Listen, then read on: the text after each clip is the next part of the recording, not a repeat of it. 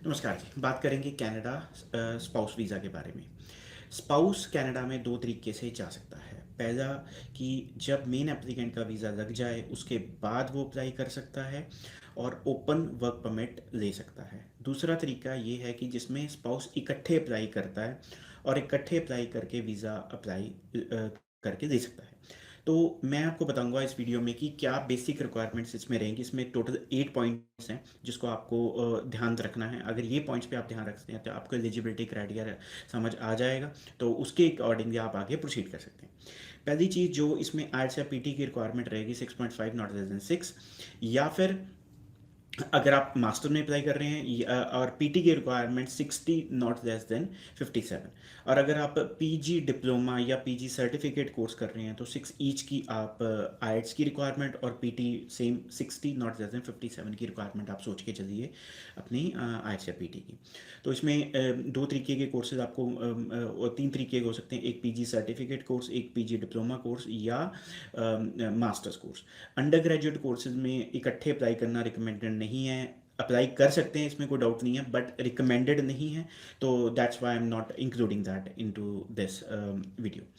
दूसरी चीज़ ये आ गई कि जो आपका कोर्स है वो उसमें पोस्ट स्टडी वर्क राइट्स होनी चाहिए। कोई ये नहीं है कि आप प्राइवेट कॉलेज में किसी में एडमिशन दे दें जिसमें कि पीजी कोर्स है बट आपको पोस्ट स्टडी वर्क राइट ना मिले, तो ऐसा नहीं होना चाहिए। कॉलेज आपने कोई भी देना है, बेशक यूनिवर्सिटी है या फिर हायर एजुकेशन मास्टर्स किसी यूनिवर्सिटी में कॉलेज में कर रही हैं, या फिर कोई पीजी डिप्लोमा है, तो वो लाइक जो कॉलेज है उसमें पोस्ट स्टडी वर्क राइट्स आपके होने चाहिए। इसके अलावा जो है आपकी जो कोर्स है वो पाथवे कोर्स नहीं होना चाहिए। फॉर एग्जांपल जैसे मास्टर्स इन बिजनेस एडमिनिस्ट्रेशन है, इसमें कई बार प्री मास्टर्स का कोर्स मिल जाता है, या ईएसएल जैसे कि इंग्लिश के अगर आप कहीं के एक आधा बैंड कम है तो उसमें इंग्लिश का 3 महीने का कोर्स लगा देती हैं कई यूनिवर्सिटी। तो इसमें पाथवे नहीं होने चाहिए, डायरेक्ट एंट्री होनी चाहिए कि अगर आप मास्टर्स में डायरेक्ट मास्टर्स होनी चाहिए। अगर पीजी डिप्लोमा या पीजी सर्टिफिकेट है तो उसमें डायरेक्ट एंट्री होनी चाहिए। इसके अलावा जो फंड्स की रिक्वायरमेंट है दैट इज़ अराउंड 12 से 15 लाख के आपने फंड्स दिखाने हैं। तो ये आप अपने हस्बैंड के नाम से जो साथ में जा रहे हैं या वाइफ आपके साथ में जा रहे हैं उनके नाम पे, या अपने पेरेंट्स के नाम पे दिखा सकते हैं, सेल्फ अपने नाम पे भी दिखा सकते हैं। इसके अलावा इनकम जो है, जैसे अगर आप इकट्ठे अप्लाई करते हैं तो आपको ये दिखाना ज़रूरी है कि 2 बंदे जा रहे हैं, तो उसमें ये भी नेचुरल सी बात है कि हाँ खर्चा भी ज़्यादा आएगा और उसको सस्टेन करने के लिए इनकम स्ट्रांग होनी चाहिए। तो मेरी जो राय आपको ये रहेगी कि 20 to 25 लाख की इनकम दिखाइए आप मिला के, अपनी और अपने हस्बैंड की इनकम को कंसिडर मत कीजिए, क्योंकि आप जब चले जाओगे तो वो इनकम ख़त्म हो जाएगी। तो आपको ये दिखाना है कि मेन एप्लीकेंट उनके पेरेंट्स की, उनके इन लॉज की या ब्रदर सिस्टर की, तो ये सारी इनकम को जोड़ के आप 20 से 25 लाख अगर कर देते हैं तो ये आपको सूटेबल रहेगा। मैरिज जो है आपकी कम से कम 6 मंथ्स ओल्ड हो।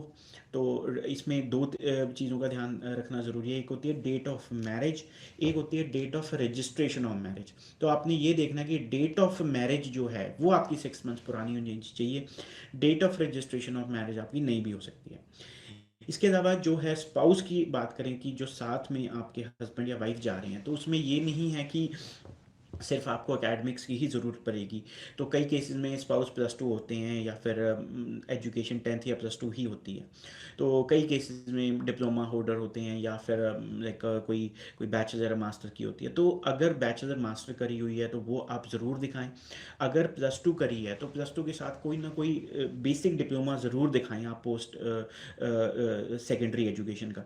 और साथ में सभी केसेस में स्पाउस की इनकम टैक्स रिटर्न्स जिसमें वो दिखाएं कि वो क्या काम करते हैं, उनका अगर उनकी जॉब दिखा रहे हैं तो उसमें आपको ये दिखाना ज़रूरी है कि सैलरी अकाउंट में आ रही है जब जब तक आप शुरू कर रहे हैं, जब आप ये शुरू कर रहे हैं, जब फाइल एम्बेसी में लगा रही है। अगर 1 या 2 महीने की सैलरी भी अगर अकाउंट में आ जाती है तो वो भी सूटेबिलिटी बनती है। इसके अलावा जो एक्सपीरियंस लेटर है वो आपको दिखाना ज़रूरी है। अगर कोई कोई बिज़नेस दिखा रखा है आपने कि हस्बैंड आपके कोई बिज़नेस करते हैं तो उसकी बिज़नेस रजिस्ट्रेशन सर्टिफिकेट साथ में लगता है, तो वो भी कोई इतना बड़ा मैटर नहीं है, दैट इज़ ऑल्सो सूटेबल। इसके अलावा जो सीए रिपोर्ट आपकी दोनों फैमिलीज़ की लगनी ज़रूरी है, हस्बैंड की फैमिली से और वाइफ की फैमिली से, कि दोनों तरफ की सीए रिपोर्ट आपको स्ट्रॉन्ग लगानी ज़रूरी है, ताकि उसमें ये आ जाता है कि ये वापस आने का बहुत बड़ा कारण है जी, फैमिली के एसेट्स हैं जो कि अल्टीमेटली आप दोनों को मिलेंगे, तो वो एक बहुत बड़ा कारण बन जाता है वापस आने का। तो ये सारी डॉक्यूमेंटेशन आप अगर स्ट्रांगली लाइक प्रिक्योर कर सकते हैं, इकट्ठे करके अप्लाई करते हैं, तो आपका सक्सेस रेट जो है स्पाउस वीज़ा का इकट्ठे अप्लाई करने का कनाडा का बहुत हाई हो जाता है। इसके अलावा जो एप्लीकेंट्स +2 के बाद या फिर उन्होंने कोई डिप्लोमा किया उसके बाद अप्लाई करना चाहते हैं, अप्लाई उसमें भी हो सकता है। बट रीसेंट जो +2 हैं, नेचुरली बात है लड़कियों की एज ज़्यादातर 18 के आसपास होती है, तो उसमें पुरानी मैरिज दिखानी भी मुश्किल हो जाती है आपको। फिर ये दिखाना कि एकदम से मैरिज होगी +2 के बाद, तो एक फैक्टर बन जाते हैं कि बाहर जाने के चक्कर में मैरिज हुई है, और ऐसा होता भी है।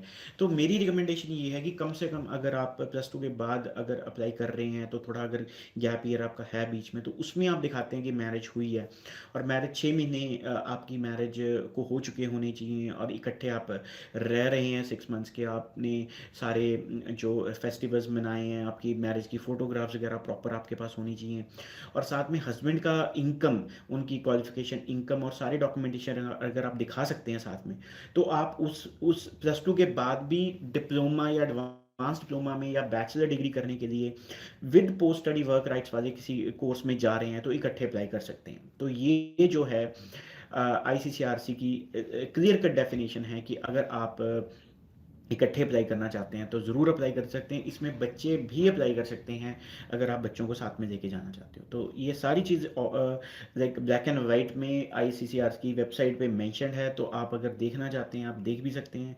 इस वीडियो के लिंक में आपको एक लिंक भी मिलेगा, जिसमें आप ये सारे जो इन्फॉर्मेशन जो मैं आपको दे रहा हूँ, तो ये आप वहाँ पे चेक कर सकते हैं। थैंक यू जी। अगर आपको कोई भी वीडियो में कोई क्वेश्चन रह गया हो, आपने पूछना हो, तो ज़रूर आप वीडियो के कमेंट सेक्शन में आप भेजिए, मैं आपको रिप्लाई ज़रूर करूँगा। वीडियो अच्छा लगा लाइक कीजिए, और हमारे यूट्यूब चैनल को ज़रूर सब्सक्राइब कीजिए। Thank you very much.